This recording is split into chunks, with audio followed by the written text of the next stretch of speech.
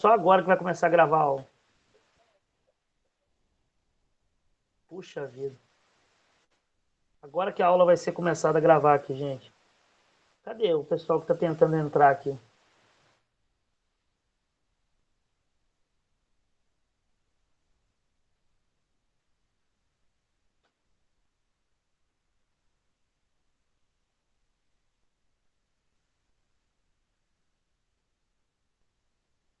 Bom, não estou vendo.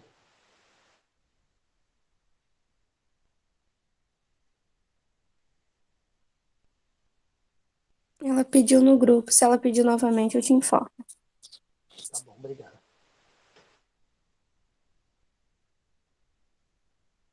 Bom, vamos dar continuidade aqui. A gente teve um probleminha aí que comecei não gravando aqui no início, então a gente vai falar hoje do infarto agudo do miocárdio, né? Para o curso, para os alunos do segundo módulo do curso técnico em enfermagem do Instituto Federal Fluminense, da disciplina de enfermagem em clínica médica. Tá? Eu comecei falando um pouquinho da anatomia cardíaca, da fisiologia, falamos da definição de infarto, que é uma síndrome clínica resultante da necrose isquêmica do coração, né, decorrente da oclusão das coronárias por um processo conhecido como aterosclerose, que é o estreitamento do vaso, ou seja, uma oclusão das coronárias devido à deposição de gordura, que são as placas de ateroma, daí o nome aterosclerose, ou da presença de placas de fibrina ou de trombos, né? Menos frequente. A maior parte dos pacientes eles sofrem o infarto devido a essa deposição de gordura que a gente conhece como aterosclerose. Então a gente veio falando, eu vou começar a falar agora aqui dos fatores de risco, né, para o infarto agudo do miocárdio. Primeiro deles, o sexo. A gente ainda tem uma prevalência um pouquinho maior no sexo masculino, tá? Os antecedentes familiares ou fatores hereditários também funcionam como fatores de grande importância aí para o desenvolver dos episódios de angina e de infarto agudo do miocárdio. O tabagismo, a, um aumento significativo do colesterol LDL e a diminuição do HDL, né?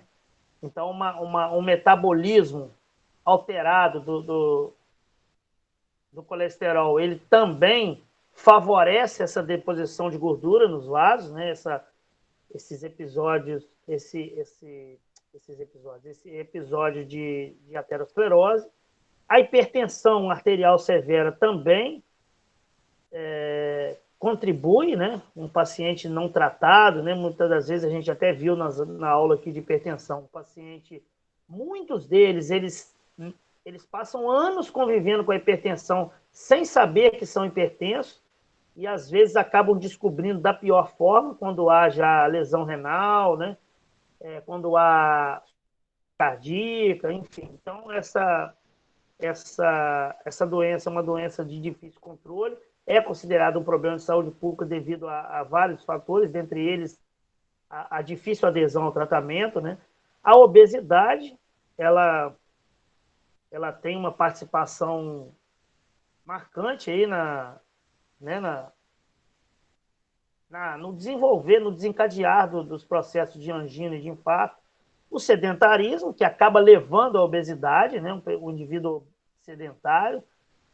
Nós estávamos até falando na aula de hipertensão que o indivíduo sedentário, ele não é que a gente queira que um indivíduo já com uma certa idade passe a fazer exercício físico, passe a ir para academia, correr, a pedalar. Não, mas é o simples fato, às vezes, de ele mora num local onde ele mora num prédio no primeiro andar. Ele poderia subir de escada e ele prefere pegar um elevador. Às vezes ele vai comprar pão, a padaria fica a 200 metros da casa dele. Ele prefere ir de carro, de moto, enfim. Então, é a gente evitar certas situações, passar a caminhar mais, né? A deixar de preguiça. e aí com isso a gente vai deixando de lado um pouco o sedentarismo. O álcool também contribui, não só para o infarto, mas por diversas situações patológicas no corpo humano. E o estresse, né?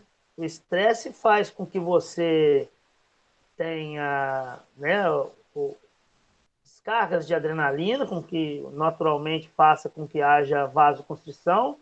Automaticamente você acaba uma pessoa estressada dormindo mal também. O sono a gente sabe que é fundamental para a reposição das células, né? Para o retorno adequado ao metabolismo normal. Então, quando a gente dorme mal, a gente é estressado, automaticamente o nosso corpo funciona também de maneira desregular, tá? Bom, a principal causa do infarto, né? Como eu disse, mais de 90% dos casos eles são ocasionados por um processo conhecido como aterosclerose, né? Lembrando que a gente explicou na outra aula, existe a arteriosclerose e existe a aterosclerose, né? A arteriosclerose são problemas que levam as artérias, os vasos, a perderem, de certa forma, aquela elasticidade, a capacidade de carregar ali o sangue adequadamente. E a aterosclerose é é um quadro em que leva à oclusão dos vasos decorrentes do depósito de ateromas ou de placas de gordura na parede dos vasos, tá? Bom, aqui tem uma imagem, né, uma animação que mostra né, o vaso do lado esquerdo aqui, um vaso normal, né? Aqui, ó, parede do vaso limpa, e aqui a deposição de gorduras, né? Lembrando que no início aqui eu acabei falando para vocês que a necrose isquêmica do miocárdio, do tecido muscular cardíaco, ela se faz em torno de 4 a 6 horas, né? Mas para isso, quando a obstrução ela não ultrapassar 60%. Quando essa obstrução ultrapassa 60%, ou seja, quando ela oclui o vaso acima de 60%, aí esse número de horas em que o músculo sobrevive, obviamente que ele fica reduzido. Então aqui tem, ó, a deposição de gordura, né? Isso interrompe o fluxo normal aqui de sangue, né, dentro do vaso. E aí, obviamente, que isso também vai, né, além do acúmulo de gordura, de lipídios, vai fazer com que haja migração e ativação de células inflamatórias, né? Recrutamento aí das células musculares lisas e formação de uma capa fibrosa que muitas das vezes a gente não consegue dissolver com o uso de drogas, né? Então, por isso que em alguns casos a gente consegue salvar o paciente por conta da angioplastia, que é um procedimento em que a gente faz num setor conhecido como hemodinâmica, né? Onde você, através de um catéter que é inserido numa veia, ali introduzido no membro superior do paciente, ele fica deitado numa prancha que tem um arco, assim, aquele arco, né, capta a imagem dele ali, aquilo é mostrado numa tela, o profissional médico que está fazendo o exame, ele injeta ai, meu Deus. Corante não, meu Deus. Enfim, ele consegue visualizar ali a cada batida do coração, né, os vasos que estão porventura obstruídos, e aí ali mesmo com aquele cateter ele consegue instalar um dispositivo que vai aumentar ali o calibre do vaso, né, que a gente conhece como stent. Daqui a pouco eu vou mostrar uma animação para vocês aqui que vocês vão entender melhor o que eu estou falando. Aqui tem aqui mostrando aqui a placa de aterom, a placa de gordura, e aqui, ó, é um trombo. O trombo é formado por células sanguíneas, né? É como se fosse um coágulo, que também em termos epidemiológicos, são menores as chances de um infarto por trombo, é mais por ateroma, mas isso pode ocasionar também um trombo, a presença de um aglomerado ali de células que pode viajar pela circulação e obstruir uma coronária, causando também um infarto. Quando isso acontece é quando normalmente o indivíduo faz uso de drogas, né? Basicamente, ou principalmente a cocaína.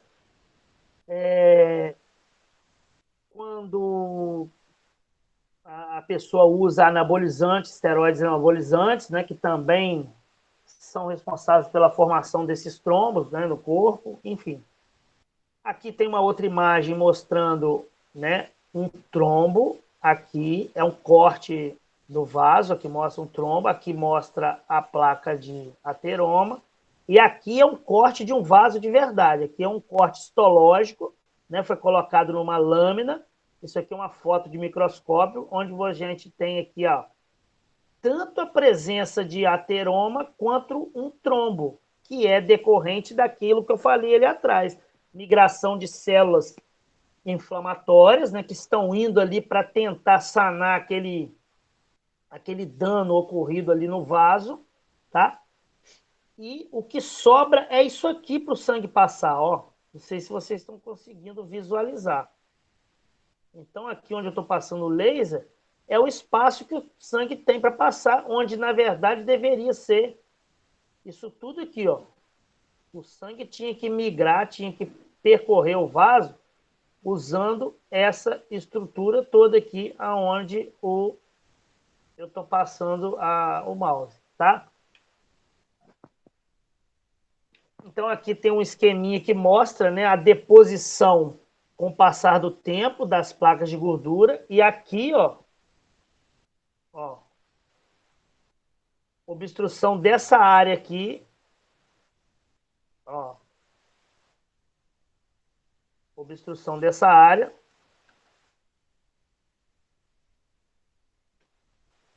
Tá vendo? Ó, uma obstrução aqui. Como essa área aqui, ela se ramifica para cá e para cá, olha o tamanho da área aqui, então, que essa área irriga, né? Então, esse escuro aqui é o momento em que a gente tem a necrose isquêmica, ou seja, a necrose por falta de circulação sanguínea e, consequentemente, da oferta de oxigênio. Então, essa porção do músculo morre, a gente tem um episódio de infarto agudo do miocárdio. Nesse caso aqui, é também uma região extensa, né? Então, é uma parte considerável do músculo cardíaco que vai morrer. Isso significa dizer que morrendo, ali não há qualquer tipo de contração muscular. Então, isso pode, de forma abrupta, de forma aguda, desencadear o óbito do indivíduo ali ou uma evolução muito grave desse indivíduo. Inclusive, quando a gente for falar de edema agudo de pulmão, a gente vai falar isso. O indivíduo ele pode sofrer um infarto, o infarto não matar ele, mas a necrose isquêmica foi tão considerável que o coração começa a trabalhar ali de maneira insuficiente, ali naqueles instantes após o infarto, e aí esse não trabalho adequado do coração leva a um quadro conhecido como edema agudo de pulmão cardiogênico, ou seja, o coração não trabalha bombeando aquele sangue que chega até ele, começa a haver um congestionamento desse sangue que está chegando ao coração, e aí esses vasos que levam o sangue até o coração vão ficando congestionados até que essa congestão chegue, né, no pulmão. Ou seja, o sangue que estaria saindo de lá de forma normal, ou seja, com uma velocidade razoável, ele começa a não sair porque o coração lá na frente não está bombeando, não está dando saída ao sangue. Então, esse congestionamento do sangue ali nos vasos do pulmão, principalmente nos capilares pulmonares, eles levam à ruptura, ou seja, os capilares pulmonares não suportam essa pressão, né? E acaba havendo um extravasamento de sangue ali dentro, que acaba ocupando os alvéolos pulmonares e não permitem com que esses alvéolos recebam o oxigênio, as moléculas de oxigênio, porque eles estão encharcados, e aí o paciente entra numa agonia respiratória enorme. É como se ele estivesse se afogando no próprio corpo.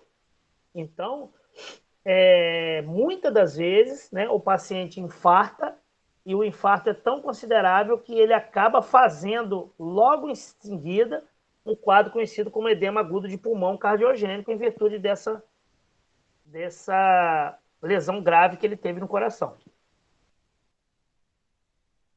Aqui também tem uns cortes, aí já não é corte histológico, né? Um corte mesmo aqui, dissecou aqui o coração e mostrou aqui a presença, ó, vou botar aqui para vocês verem. Ó, um aglomerado de célula aqui, ó, tá? Que está atrapalhando. Olha aqui. Isso aqui é um vaso também. Olha o tamanho do trombo que está aqui, ó.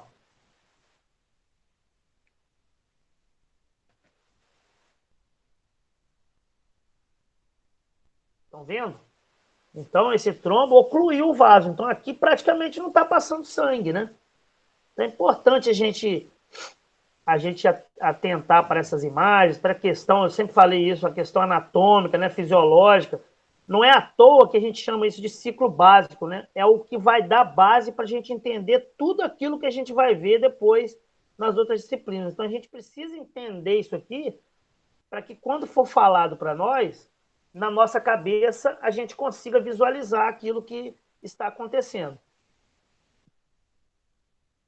Ó, aqui, mais uma vez, né, ó, um lúmen normal, ó.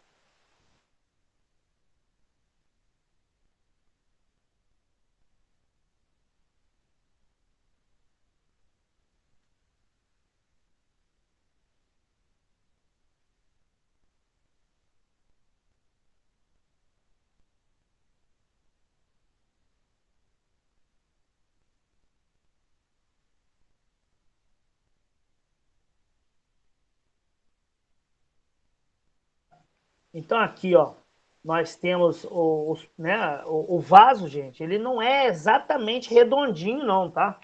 Então, aqui tem o vaso sanguíneo, né, normal, e aqui tem um vaso com uma deposição de gordura, né? Ó, isso tudo aqui, ó, onde eu tô riscando aqui, é gordura depositada. Então, esse vaso aqui, ele está com praticamente aí em torno de 50% da capacidade de levar o sangue, de carregar o sangue aqui. Então, isso aí também, né, um indivíduo com essa imagem aqui é um indivíduo que provavelmente não, que com certeza tem um quadro de angina já em uma escala já bem adiantada, né? Se quiserem parar aí, vocês me param, tá perguntando, para perguntar alguma coisa. Então, assim, o que caracteriza muito o infarto é a dor torácica. Lembrando, gente, que daqui a pouco acho que tem um fluxograma ali que eu vou mostrar para vocês. A gente nem.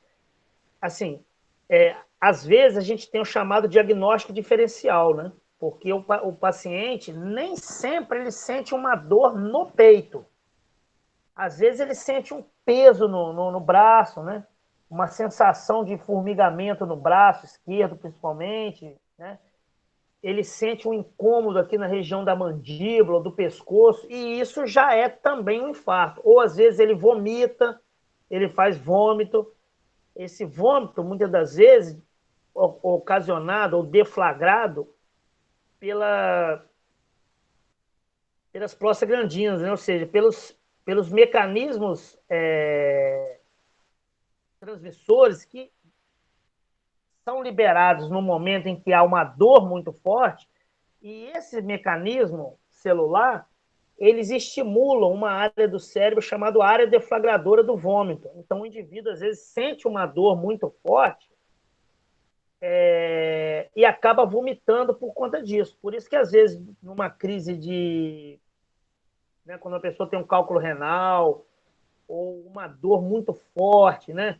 No caso do infarto, por exemplo, ele acaba vomitando. Muita gente acha assim, vomitou, se ele vomitou, agora que ele vomitou, ele vai melhorar. Não tem nada disso, né? Quantas vezes eu já ouvi falar isso? Às vezes a família chega com um paciente lá no pronto-socorro e fala pra gente assim, doutor, ele vomitou, então quer dizer que né, se ele vomitou, ele botou para fora, né, aquilo que é de ruim, então ele vai melhorar agora. Não tem nada disso. Ele vomitou porque a dor é tamanho que ele desencadeou esse quadro de vômito. Então, aqui, essa dor, ela é sentida, ela é referida, né, nessa região aqui, que é a região do externo, né, é onde as pessoas mais relatam a dor, que é uma sensação, né, conforme as pessoas sempre falaram, uma sensação de aperto, né, de compressão muito grande. E aí aqui mostra, né, a dor que, né, nessa outra imagem aqui, a dor irradiando para os ombros, né, e a dor irradiando aqui também, para a região do pescoço e da mandíbula, tá? Os sintomas associados, né, normalmente suor, né, até pela questão do nervosismo, da ansiedade, então ele fica com suor frio e pegajoso, náuseas, vômito, né, que eu já expliquei, tontura, desfalecimento, ansiedade e agitação. A dor leva a isso, mas também ele pode começar a ficar com agitação psicomotora por conta já de um bombeamento cardíaco irregular, né? E aí automaticamente você começa a ver um prejuízo do aporte de oxigênio para os tecidos, dentre eles aqui o cérebro, né? E aí começa a haver hipóxia, e aí esse indivíduo fica desorientado, fica com agitação psicomotora, e a sensação iminente de morte, né? Porque é uma dor, assim, insuportável, segundo as pessoas que a sentiram e sobreviveram para contar. Aqui tem um quadro que mostra os sintomas associados, né? Em relação à parte cardiovascular, é a dor ou desconforto torácico gerado por esse prejuízo na oferta sanguínea ali da musculatura cardíaca. A distensão venosa ou jugular, por que começa a distender, né, a veia jugular, que é essa que passa aqui na lateral do pescoço? Porque, nesse caso, é um paciente que eu dei aquele exemplo ali que pode, de repente, desencadear um edema agudo. O infarto, ele atingiu um ramo mais calibroso da coronária, que seria ramificado depois e irrigaria uma área grande ali da musculatura cardíaca. Então, nesse caso, o coração ele tem um prejuízo maior, né, no seu trabalho, ele começa a trabalhar de forma muito insuficiente. Isso gera também um prejuízo no retorno do sangue para o coração. Ele não está conseguindo bombear na mesma velocidade, então o sangue que está vindo das pernas, que está vindo, por exemplo, da cabeça, ele vai vir mais devagar. E aí, no caso da jugular, ela começa a ficar inchada porque o sangue que está descendo da cabeça para o coração direito, ou seja, para o átrio direito e ventrículo direito, para depois ir para o pulmão para poder fazer a troca gasosa, esse sangue venoso, ele começa a voltar lentamente e isso leva a esse entumecimento, ou seja, esse aumento de volume da jugular. A PA também pode estar aumentada por conta de estimulação simpática ou diminuída devido à contratilidade diminuída do coração. O coração começa a bater de forma mais lenta, isso pode levar a uma diminuição da pressão. Em relação aos sintomas respiratórios num quadro de infarto agudo do miocárdio, a gente pode ter falta de ar, né, de dispneia, por conta desse trabalho aquém da sua capacidade normal do coração. Taquipneia, né, a pessoa começa a respirar aceleradamente, de forma rápida, né, porque o coração está bombeando menos, automaticamente está ofertando menos oxigênio, Então, como mecanismo compensatório, você começa a respirar mais rápido para conseguir mais oxigênio, tá? É um sintoma que já é um sintoma já de certa gravidade, é a presença de estertores que a gente ouve, né? É como se fossem roncos, né? Um ruído diferente que a gente escuta ao colocar o esteto na região torácica do paciente, principalmente torácica posterior. Isso mostra para nós, se você tem a presença de estertores, que o coração já está batendo de forma muito lenta, ou seja, já está havendo congestão circulatória, esse sangue já está congestionado lá no pulmão, já houve aumento significativo da pressão ali dos capilares cardíacos, esse sangue já chegou, já extravasou para o parênquima pulmonar, e por isso que quando a gente vai auscultar, a gente ouve, na verdade, a presença desse sangue ali quando o paciente inspira e expira. Sintomas gastrointestinais, a gente pode ter náuseas e vômitos, né? Geniturinários, diminuição do débito urinário. O que é o débito urinário diminuído? É o volume produzido ali pelo rim, né, que vai ser eliminado na forma de urina. Então, se você tem uma circulação prejudicada, se o coração está batendo menos, automaticamente ele está mandando menos sangue para os tecidos, entre esses o rim. Então, o rim está recebendo menos sangue, está produzindo menos urina, o paciente tem uma diminuição do débito urinário. Sintomas cutâneos, a gente pode ter aparência pálida, né? Pele fria, pegajosa e sudorética. E sintomas neurológicos, a gente tem ansiedade, inquietação, né? A tonteira em virtude da queda da pressão arterial, tá? Eu botei aqui um quadro clínico aqui, mas eu vou. Bom, vamos ver. Paciente X chega à emergência sentindo dor torácica, em queimação, ou seja, porque tem dor torácica empontada, tem dor tipo cólica, e nesse caso aqui a pessoa referiu uma dor como se fosse uma queimação, o peito dele queimando. E sensação de náusea mais ou menos 2 horas. Relata que os sintomas iniciaram após o almoço, quando assistia ao jogo entre Brasil e Argentina. Foi trazido à emergência por sua mulher e aguarda atendimento. Então vamos falar algumas coisas aqui disso aqui. Relata que a dor iniciou após o almoço. Por que muitos casos de infarto eles se desencadeiam após uma grande ingestão, ou seja, ou uma ingestão de alimentos copiosos? Porque quando a gente almoça, né, quando a gente faz uma ingestão grande, eu expliquei para vocês que é mobilizado um grande volume de sangue ali para o sistema digestivo trabalhar aquela digestão, né? Daí o fato da gente evitar andar, evitar fazer alguma atividade física após o almoço, porque até a frequência cardíaca aumenta para dar respaldo, né, a esse processo de digestivo que vai começar. Então, normalmente, quando a gente acaba de almoçar, o coração ele começa a trabalhar mais, por isso que o indivíduo que tem angina, ele, dependendo do grau de angina que ele tem, ele sente uma dor enjoada depois do almoço. E já é, né, em virtude dessa semioclusão das coronárias dele.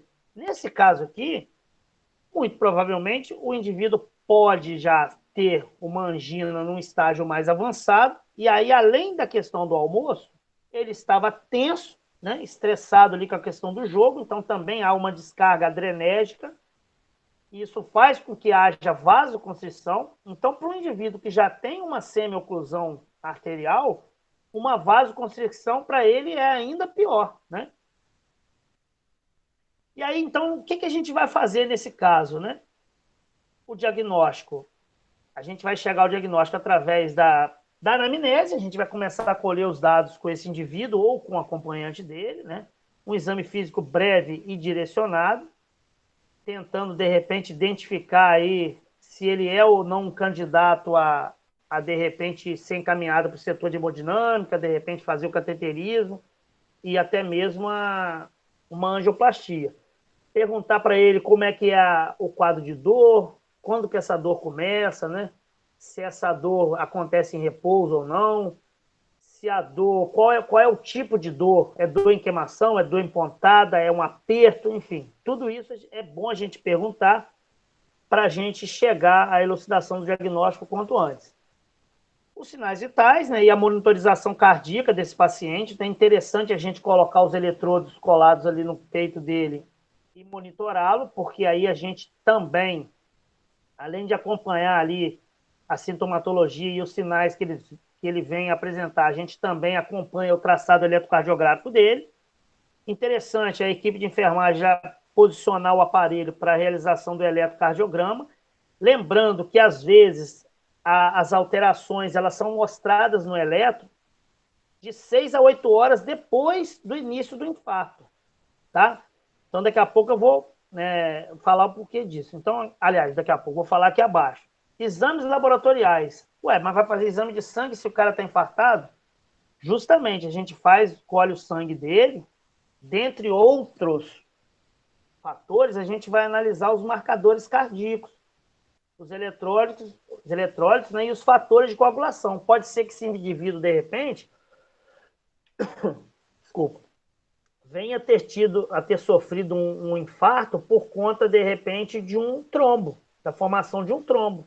Ou seja, ele hipercoagulou, está com problema na coagulação, e formou-se ali um coágulo, esse coágulo obstruiu a coronária dele. Como também esses marcadores cardíacos são enzimas, né? Que a creatinoquinase, ela tem subtipos, né? Creatinoquinase BB, MB, né? Que são marcadores que estão presentes ali no sangue quando há lesão da musculatura cardíaca, tá? Então, todas as vezes que esses marcadores apresentam um valor elevado, lembrando que também é importante a gente repetir esses exames, tá? Então, um paciente com uma suspeita de infarto, um dos exames, uma das coisas mais importantes é a realização desses exames laboratoriais para identificar essas enzimas cardíacas. Outra enzima importante é a troponina. Essa enzima também ela só aparece quando há lesão miocárdica. Então, pode ser também que num primeiro momento ali a gente não consiga ver alteração, mas daqui a 2, 3 horas os níveis estejam elevados. E aí isso ratifica a hipótese diagnóstica do infarto agudo. O raio-x de tórax, né? O raio-x ele vai servir aqui como um diagnóstico diferencial, né? Que ele vai nos ajudar também, que se, por exemplo, a gente identificar através do raio-x a presença de congestão ali no pulmão, isso também mostra para nós que esse infarto pode ser um infarto grave, né?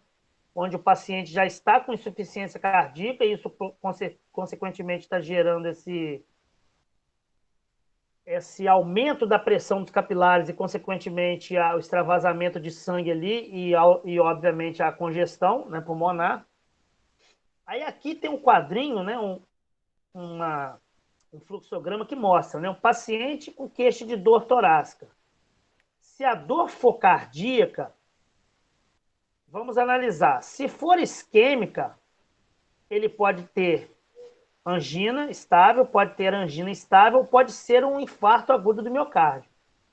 Se não for uma dor isquêmica, ou seja, ele está com dor torácica, e aí identificou-se que, né, se ele tiver acesso a um exame lá, né, um cateterismo cardíaco no setor de hemodinâmica, e eles não detectarem que há obstrução de vasos, né, de coronárias, essa dor pode estar sendo ocasionada por uma dissecção aguda da aorta. Normalmente, se for isso aqui, gente, assim, a chance de morrer são praticamente de 100%, de 99%. Imagina a artéria aorta, que é a artéria mais calibrosa do corpo, ela se arrebenta aqui na região do tórax, e o sangue começa a extravasar. Então, é impossível você colocar esse paciente a tempo numa mesa cirúrgica, abrir e conter esse sangramento. Então, normalmente, essa dor... Professor, Sim, licença, a pode Micaele não. está pedindo para participar. Tá, peraí. Vou entrar aqui.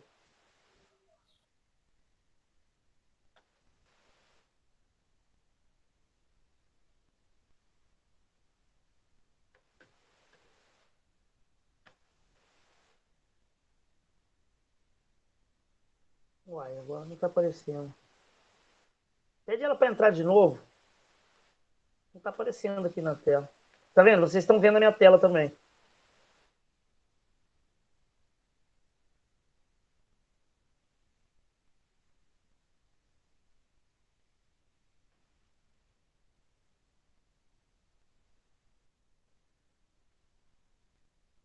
Ah, engraçado.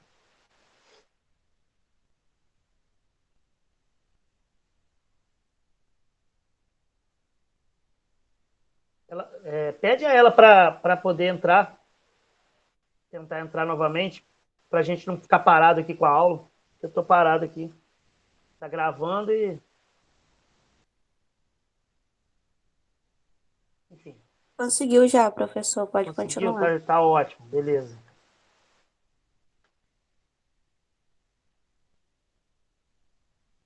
Bom, eu acho que até me perdi onde eu estava aqui. Bom, então quando a dor é cardíaca, ela pode ser isquêmica ou não isquêmica, né? Ela pode ser não isquêmica, isso ser uma dissecção aguda da aorta, pode ser uma pericardite, né? E pode ser também um problema de válvula. Quando um paciente tem uma doença, gente, acho que a gente vai falar isso, não sei se é na aula que vem, chamado de endocardite bacteriana, ou seja, uma doença ocasionada por uma bactéria que adentra o coração, ela chega até o coração. Em muitos casos, essa endocardite ela pode ser ocasionada por bactérias que estejam na boca do paciente. Então, devido a uma má higiene bucal, de um abscesso num dente, né, ou algo parecido, essa bactéria ganha a rede linfática, chega até o coração e causa essa condição clínica aguda, né, que é a endocardite. Se a endocardite não for descoberta a tempo e ela progredir ali, isso pode gerar a doença ela tem um tropismo pelas válvulas, então elas vão causar lesão ali na válvula, nas válvulas mitral ou tricúspide, que são as válvulas ali que separam o átrio do ventrículo, e aí o indivíduo passar a apresentar uma insuficiência cardíaca em virtude desse problema de válvula. Tem cirurgia para isso, tá? Tem uma cirurgia chamada de troca valvar. Então o indivíduo coloca uma válvula ali sintética, né? E restabelece o funcionamento normal do coração, né? Eu estou cansado de ver, né? E o paciente sai bem do hospital. Lá no Álvaro Alvim a gente fica com na clínica cirúrgica lá, né? Então a gente, às vezes, os alunos acabam ficando na enfermaria lá de pós-operatório de cirurgia cardíaca. Então, com muita frequência, a gente pega pacientes que são pós-operatórios dessas cirurgias. Então, aqui seguindo o fluxograma, numa outro fluxo, numa outra direção, que o paciente pode chegar com um quadro relatando dor torácica, mas essa dor não necessariamente ser cardíaca. Então, nesse caso, pode ser uma gastroesofagia, ou seja, uma esofagite, né? E aí, nesse caso, se for uma dor gastroesofágica, pode ser em virtude de refluxo gastroesofágico, de espasmo esofagiano, né? Ou de uma úlcera péptica, tá? Porque a dor é muito grande e aí a dor ela se irradia, né? E pode enganar a gente, levando-nos a crer que aquilo possa ser uma dor cardíaca quando não é. E essa dor não cardíaca, ela também pode ser uma dor não gastroesofágica, ou seja, não é nenhuma dessas três opções gastroesofágicas, e isso pode ser em virtude de um pneumotórax, que é a entrada de ar na região da pleura. Por exemplo, um paciente internado, alguém vai puncionar um acesso venoso profundo, vai pegar uma subclávia e acaba, durante a punção, furando a pleura e ali entra ar. Então, isso gera um pneumotórax. Pode ser em virtude de uma embolia pulmonar, que é quando um trombo ou um coágulo obstrui ali os vasos que levam sangue para o pulmão. Isso gera uma embolia. Pode ser uma dor físico-emocional ou pode ser uma dor músculo-esquelética. Aqui tem um eletrocardiograma, né? Lembrando que tem aquele complexo PQRST, né? E aí o eletro também, em alguns casos, eles nos mostram, né, que o paciente sofreu um infarto agudo. Mas, como eu disse para vocês, em alguns casos, quando o paciente logo sente a dor e corre para o hospital, pode ser que naquele momento, do início até poucas horas depois do infarto, o eletro não evidencie a formação ainda do infarto. Então, no caso do eletrocardiograma, ele vai mostrar para nós 3 alterações principais, né, ligadas à questão isquêmica. Vai mostrar alterações que nos indicam lesão propriamente dita. E não necessariamente a lesão ainda evoluiu para necrose. E também vai mostrar para nós que houve necrose. Então, aqui tem uma foto, né, de um eletrocardiograma, né? Aqui tem uma alteração da onda T, onde mostra a inversão dessa onda, né? E isso pode, né, vai evidenciar para nós uma possível área isquêmica aqui. Aqui também uma foto dos elétrons em que mostra que houve lesão devido a alterações do segmento ST, né? Tá? Então, há aqui, no caso, um supra-desnivelamento, né, do segmento ST. Gente, esses quadradinhos que vocês estão vendo, o cara que é cardiologista, né, estudou para isso, aquele profissional que além da faculdade, ele faz a residência dele na área de cardiologia, ele não vai só olhar o gráfico, né, ele também conta os quadradinhos, porque ele sabe, né, tanto a frequência aqui como a intensidade das ondas, ele vai definir muitas das vezes pela contagem desses quadradinhos pequenos aqui. Por isso que aquela folha do eletro, ela é toda demarcada ali com aqueles quadrinhos que você ali tem condições de analisar a mensuração ali das curvas e a sua intensidade, tá? Aqui tem um infradesimelamento, ou seja, aqui era para vir até aqui. Então, olha o tamanho dessa curva para baixo. Tá? Quando está falando de infra, é que está apontando para baixo. Então, aqui houve, né, também mostra uma área de lesão, e aqui o tamanho da curva, né, da ponta que se fez aqui no traçado. Tá? Ó. Aqui vocês estão vendo também. É lógico que eu não estou. Não temos obrigação de entender, de ler um eletro, definir se o paciente está infartado ou não, mas é bom que a gente, pelo menos, esteja familiarizado com essas imagens aqui, porque quem vai fazer o eletro para que o profissional cardiologista veja é a equipe de enfermagem. Então, se você pega acabou de fazer o eletro e olha que aquilo ali está totalmente, mesmo que com lesão, mas esteja totalmente desalinhado aqueles traçados ali, você tem que entender que aquilo ali tem que ser feito novamente. Então, por isso que a gente tem que ter familiaridade com essas imagens. E aí, há também, quando você faz o eletro e ele mostra já que já tem a necrose, né, que é a presença de onda Q patológica. Tem duração de mais ou menos 4 décimos de segundo, né, com amplitude ali de 1/3 do complexo PRS, ou pelo menos 2 derivações vizinhas, né? Aqui também, ó. Olha o tamanho, ó. Tá vendo? Ó. Isso aqui, ó. Não era para ter isso aqui, ó. O tamanho daqui da...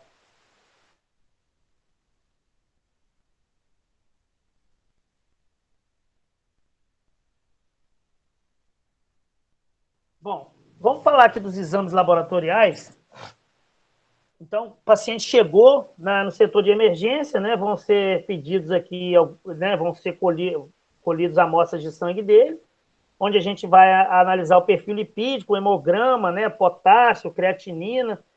Por que o perfil lipídico? Porque se ele apresentar um perfil lipídico acentuado, isso vem a contribuir ou ratificar aquela hipótese diagnóstica de que ele possa ter sofrido um infarto ou que ele tenha uma angina em decorrência da deposição de gordura nos vasos ou da aterosclerose. Porque se a gente faz um exame laboratorial e o perfil lipídico dele é baixo, aí a gente, né, acende uma luzinha na cabeça. Ué, se ele está com perfil lipídico baixo, então pode ser que ele tenha infartado não em virtude da aterosclerose, né? O hemograma, dentre outras coisas, ele pode mostrar para nós uma alteração, de repente, no hematócrito, que é o percentual de células vermelhas do sangue, ou na contagem de hemoglobina. O potássio, de repente, pode evidenciar alguma alteração renal ou até mesmo da função de contração cardíaca. A creatinina pode também e vai evidenciar, em caso de alteração, possível lesão já renal. E a glicose também alterada pode nos indicar que, de repente, esse paciente, além desses problemas, também é um paciente diabético, e aí pode ser que ele já seja um paciente com complicações do diabetes. E as dosagens seriadas das enzimas que eu falei com vocês, né, que é a creatinoquinase MB, as troponinas, né, sendo que a troponina é a enzima mais fidedigna para elucidação de um diagnóstico de infarto, porque elas estão diretamente ligadas à lesão da musculatura cardíaca.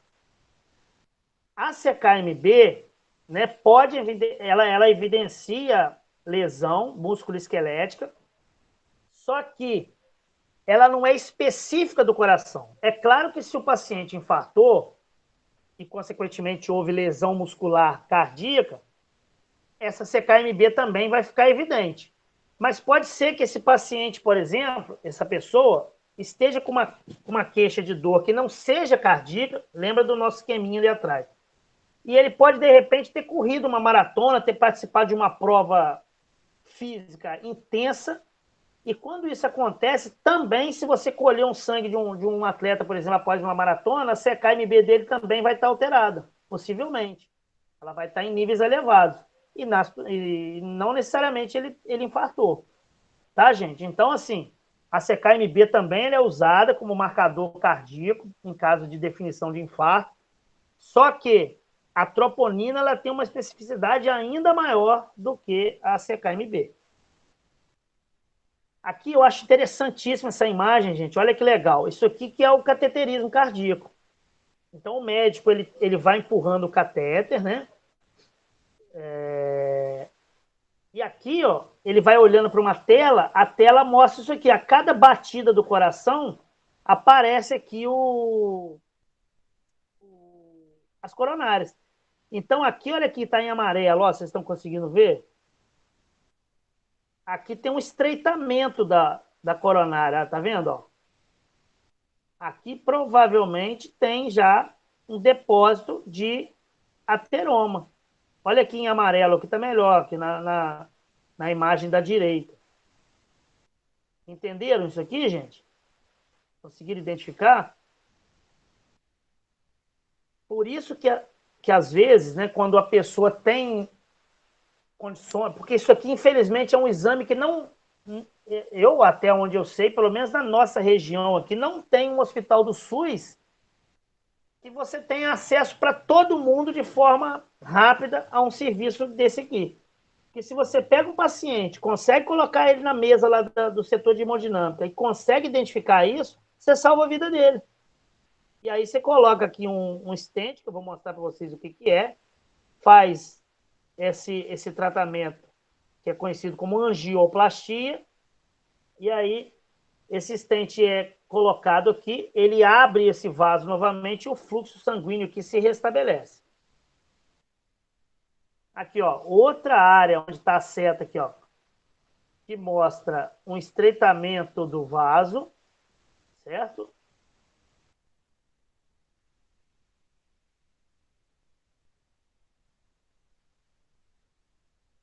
Então, eu botei isso aqui, ó, tudo isso em 10 minutos. A gente costuma dizer que tempo é músculo.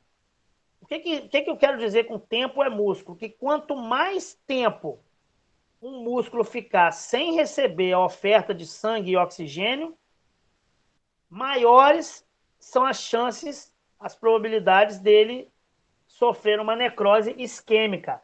Então, quanto antes, ou seja, quanto mais rápido eu reperfundir essa musculatura cardíaca, maiores são as chances desse paciente sair dali sem sequela nenhuma muscular cardíaca, tá? Então, ó, o objetivo do tratamento com o paciente infartado é minimizar a lesão miocárdica ou evitá-la, se caso, né, houver êxito ali, tanto assim, por parte nossa, quanto por parte dos familiares ou do paciente, né, que ao sentir a dor, correu para o hospital. Preservar a função miocárdica, evitando com que ele venha, por exemplo, apresentar uma insuficiência cardíaca, e evitar complicações. Dentre elas, eu citei a questão do edema agudo de pulmão. Aí, ó, aqui, ó, as principais metas a serem alcançadas é o alívio da dor, né? Porque a gente tem que, porque quanto mais dor esse paciente sente, maior é a descarga adrenérgica, maior é a vasoconstrição, maior é o nervosismo que ele se encontra, e aí ele não consegue ficar calmo, e aí isso é uma bola de neve. Então,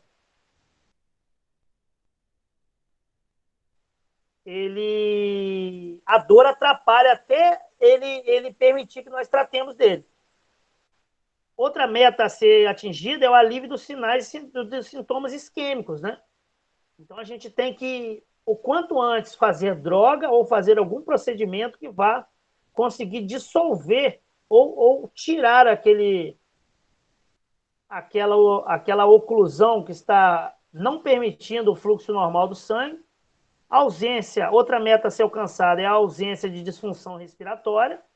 Normalmente, esse paciente, além de ter sido colocado ao leito, além de ter sido monitorizado, a gente vai fornecer um suporte de oxigênio para ele.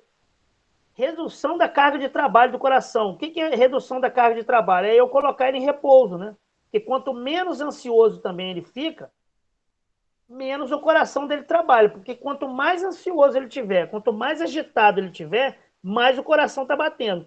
E esse coração já está sofrendo com a não oferta de forma adequada de uma determinada região do músculo, então eu tenho que reduzir o trabalho cardíaco para que essa dor também venha a diminuir. E redução da ansiedade. Aí a gente vai ver que a redução da ansiedade ela está diretamente relacionada ao uso de alguma droga para poder reduzir essa ansiedade. Muitas das vezes a gente faz uma droga, que eu vou falar aqui, que ela, além de tratar a dor, ela vai reduzir a ansiedade como um dos efeitos colaterais dela, que é a morfina. Então, aqui, ó, o tratamento imediato, a gente tem como uso ali a aspirina. A aspirina, se comprimidinho que vocês tomam para dor de cabeça, né? A aspirina, ela tem como efeito colateral ser antiagregante plaquetário, ou seja, ela não vai permitir com que surja ali coágulos. Lembra que quando eu falei que a partir do momento que vai surgindo ali as placas de ateroma, que vai reduzindo aquele fluxo sanguíneo dentro do vaso, também vai ocorrendo um processo inflamatório, onde células vão migrando para ali, né? Dentre outras células, a gente tem a migração de plaquetas, que quando se juntam, formam uma rede conhecida como fibrina ou coágulo. Então, a aspirina, por ser um antiagregante plaquetário, a gente dá para o paciente ali, se ele tiver lúcido, acordado, e pede para ele mastigar, ou dá para ele amassado para ele engolir. Tá? Então, isso também faz parte daquele arsenal de guerra ali inicial. Só a gente tem que prestar atenção, por isso que é importante uma boa anamnese, é saber se esse paciente tem algum problema gástrico, se ele já tem problemas relacionados a hemorragias. Se ele tiver, ele não vai poder fazer uso da aspirina. Uso de nitratos, né, que são vasodilatadores, já que ele tem um estreitamento do vaso ali, a gente tem que permitir ou fazer de forma que ele aumente mais ainda o calibre dos vasos. A gente só tem que prestar atenção porque esse paciente ele pode ser, de repente, hipertenso e antes, poucas horas antes de dar entrada ao pronto-socorro, ele pode ter feito o uso de vasodilatadores para sua pressão, né, já que ele possa, de repente, ser hipertenso, e aí, dependendo do vasodilatador que a gente vai fazer ali na emergência, a gente pode ocasionar uma queda acentuada da pressão dele. Então, por isso, mais uma vez eu falo, a importância tremenda de uma boa anamnese, de uma boa coleta de dados, que, entre outras coisas também, a gente vai perguntar se ele faz uso de alguma medicação, né, se ele toma alguma medicação rotineiramente. O oxigênio, que eu já falei. Aqui mostra, gente, duas fotos diferentes de pacientes. Ó, essa foto da esquerda aqui, onde eu estou passando aqui o laser, é das coronárias, né, de todos os vasos que circundam o coração. E aqui, a da direita, onde eu estou passando agora o laser, mostra a mesma estrutura, só que com o uso dos nitratos, que são vasodilatadores. Olha como é que dilata os capilares, ó. Tá vendo? Esse vermelho que a gente está vendo assim, parecendo uma nuvem, isso são os capilares, que eles são muito fininhos, né? Então dilata tudo. Por isso que a gente, quando faz uma droga, a gente não tem aquele efeito local, o efeito é sistêmico, né? Então vai haver uma vasodilatação generalizada. Aqui tem o esqueminha da dose, né, que a gente vai administrar. Tá? Tem algumas contraindicações quando o indivíduo se ele tiver uma pressão mais baixa, também a gente tem que tomar cuidado, porque aí quando com o uso dos nitratos, a pressão dele vai abaixar mais ainda. Pacientes que receberam medicamentos para disfunção erétil, né, por exemplo, Viagra, o Cialis, ele de repente pode ter infartado e algumas horas antes ele ter feito uso dessa medicação. Essa medicação também é um potente vasodilatador. Então, se ele fez uso e a gente vai dar um outro vasodilatador para ele ali, os nitratos, ele pode ter uma queda súbita e enorme da pressão arterial e vir até a falecer por conta disso. E como eu falei com vocês, a morfina é um analgésico opioide, né? Que é usado em casos de dores extremas, só que nesse caso aqui, ele vai ajudar na dor, mas o seu uso principal aqui é fazer com que haja diminuição da ansiedade, diminuição da pré-carga. O que é pré-carga? Como ele é um venodilatador, ele vai dilatar, se não me engano, aqui, vai diminuir a resistência vascular, ele vai diminuir a pressão do sangue que está retornando para o coração. Então, ou seja, ele vai fazer com que haja uma sobrecarga menor aqui do miocárdio, né? Já que é isso que a gente quer. O coração já está entrando em colapso. Quanto melhor eu diminuir, ou quanto mais rápido, aliás, eu diminuir a carga de volume que está chegando para ele, melhor para o paciente. Então, a morfina, ela, como efeitos dela, ela vai causar uma diminuição da pré-carga, uma diminuição da resistência vascular sistêmica e uma diminuição da pós-carga. Pós-carga é aquele sangue que sai do coração e ganha as artérias, tá, gente?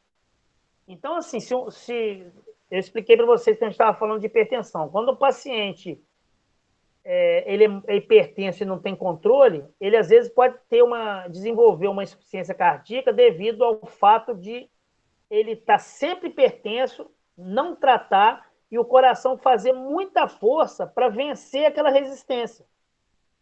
Isso é a pós-carga. Então, quando você tem uma situação como essa, a gente faz a morfina e um dos efeitos é a diminuição da pós-carga, ou seja, diminuindo a força de trabalho do coração, a força que ele tem que fazer para trabalhar. Como terapia coadjuvante, a gente tem a administração por via endovenosa de trombolíticos, que são drogas que vão dissolver aqueles trombos. Lembra nas imagens anteriores que eu mostrei que alguns pacientes eles podem infartar, não por conta de placa de ateroma, mas por conta de um trombo. Então, por via das dúvidas, a gente faz também um trombolítico, né, ali de imediato, e também tem a reperfusão mecânica, né, que é através da angioplastia, que eu expliquei que a gente faz quando coloca-se o paciente lá no setor de hemodinâmica, o catéter que vai entrando por um vaso ali do membro superior do paciente, e o médico, a partir desse catéter, monta esse stent lá na coronária semi-ocluída. Acho que tem um esqueminha aqui nos slides posteriores que vão melhor demonstrar isso para vocês. E a outra forma de reperfundir é através da cirurgia cardíaca, né, que é a cirurgia de revascularização do miocárdio, ou também conhecida como bypass cardíaco, ou nome mais popular, que é a chamada ponte de safena.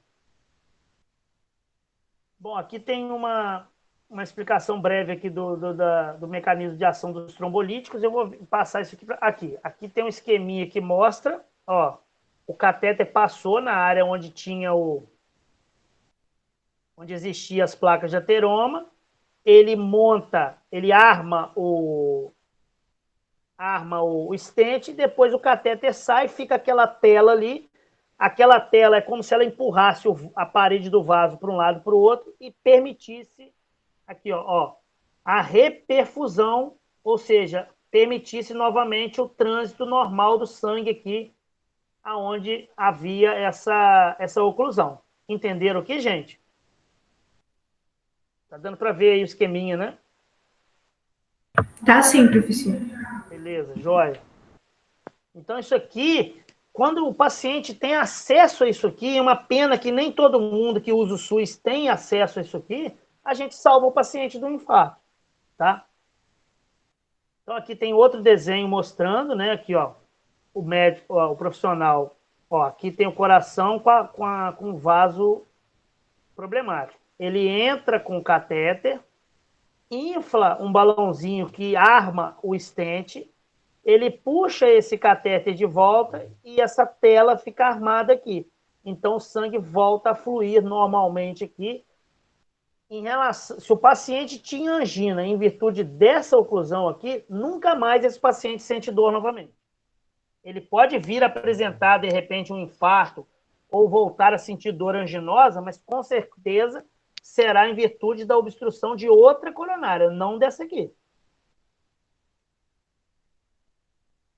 E aqui tem, né, a questão que eu falei da cirurgia de revascularização, né, que é o bypass ou a ponte, né? Então, você bypassar é você passar por alguma coisa, bypass, né? Então, nesse caso aqui, como eu expliquei, a gente vai cortar, entre aspas, né, aquele pedaço que está ocluído, vai colocar um pedaço de uma veia que é retirada aqui da perna, que é conhecido como safena.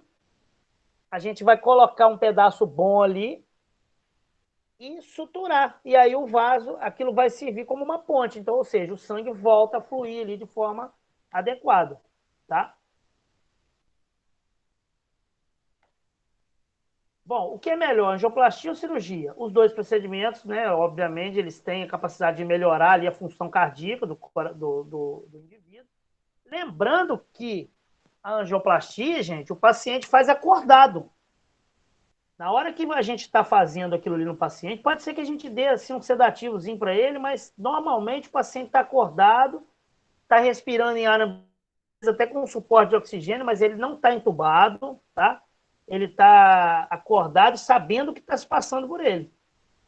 Até porque o catéter entra ali pela veia, né, pelo vaso ali do braço dele, e normal, ele vai sentir uma picadinha ali na hora da punção, mas depois ele não vai sentir dor. Então é um procedimento muito menos invasivo do que a cirurgia de revascularização, né?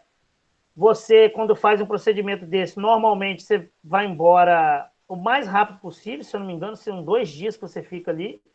O custo é infinitamente menor.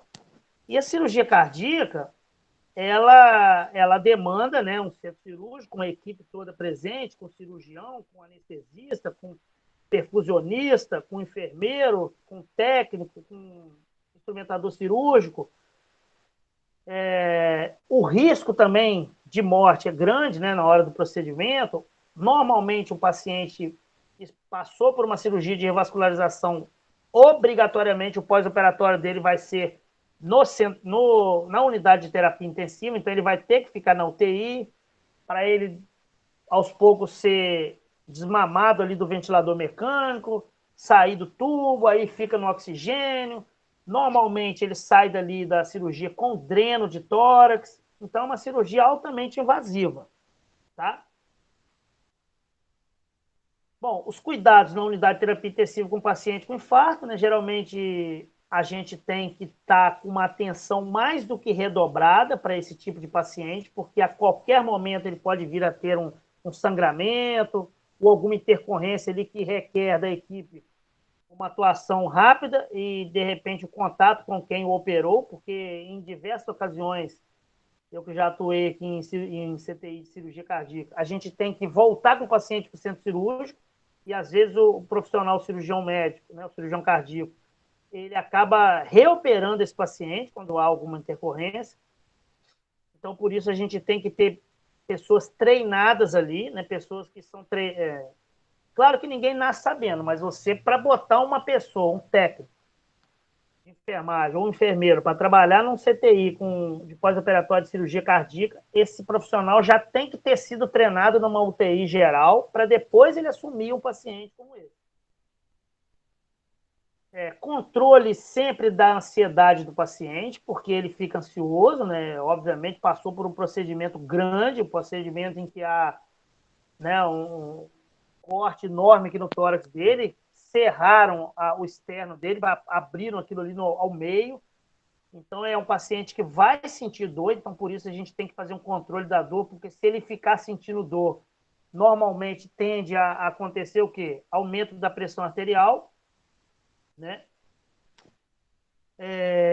O exame físico direcionado, né? Presença ou não de dor, se a dor está irradiando ou não, qual a intensidade dessa dor, se a dor está sendo desencadeada por algum fator ali, né? Se quando ele fala, se quando ele mexe, se quando ele come. Então, tudo isso é bom que a gente sempre esteja perguntando. Se existe algum fator de alívio ou de piora ali para aquela dor, né? Qual é a duração da mesma.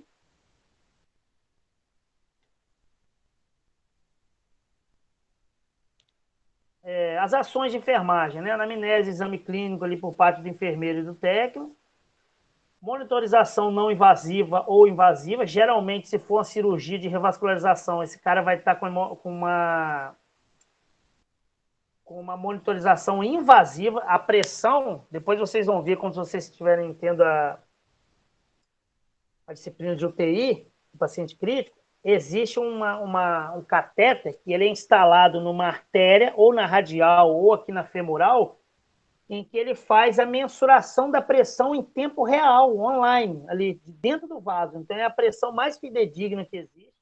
Normalmente, a gente instala esse tipo de monitorização, chama-se PAM, pressão arterial média. A gente faz a instalação desse catéter quando é um paciente grave de UTI ou quando é um paciente desse de cirurgia de revascularização. Instalação de acesso venoso profundo, que a gente chama de acesso venoso central, né, para administração de drogas. Então, geralmente, ele já sai ali do centro cirúrgico, do pós-operatório, com esse acesso já instalado.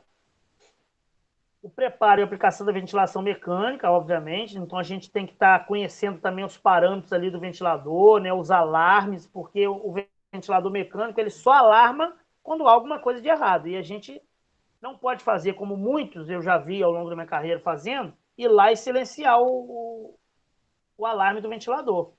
Quem faz isso é preguiçoso. A gente que não gosta de trabalhar é que não tem um pingo de amor pelo paciente. Porque se o ventilador alarma, significa dizer que alguma coisa ali está acontecendo de errado e eu tenho que ir lá para ver, chegar até o monitor do ventilador e olhar o que ele está querendo me dizer ali. Promover conforto, estabelecer repouso, redução da ansiedade, verificação sempre ali do registro, né, e registrar os sinais vitais e monitorização frequente dos níveis de consciência, do nível de consciência do paciente. Bom, as referências estão aqui, que eu usei para montar essa aula. Eu vou abrir agora para perguntas, caso alguém queira fazer. Lembrando, gente, que eu peço desculpas, eu não prestei atenção, botei aquela hora achando que estava gravando, então, assim, o início ali, os primeiros slides não foram gravados, mas isso com certeza não vai trazer grandes prejuízos aqui para nossa aula, tá? Eu agradeço aí a presença dos poucos que tiveram participando da aula, lembrando que essa aula vai estar gravada lá na plataforma e eu vou tentar, como feito das outras vezes, colocar ela também no grupo de WhatsApp. E aí, quem quiser perguntar alguma coisa, eu estou aberto aí para dúvida.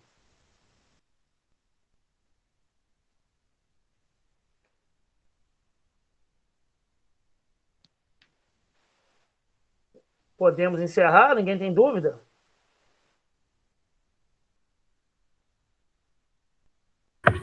Eu não tenho dúvida não, professor. Tá joia.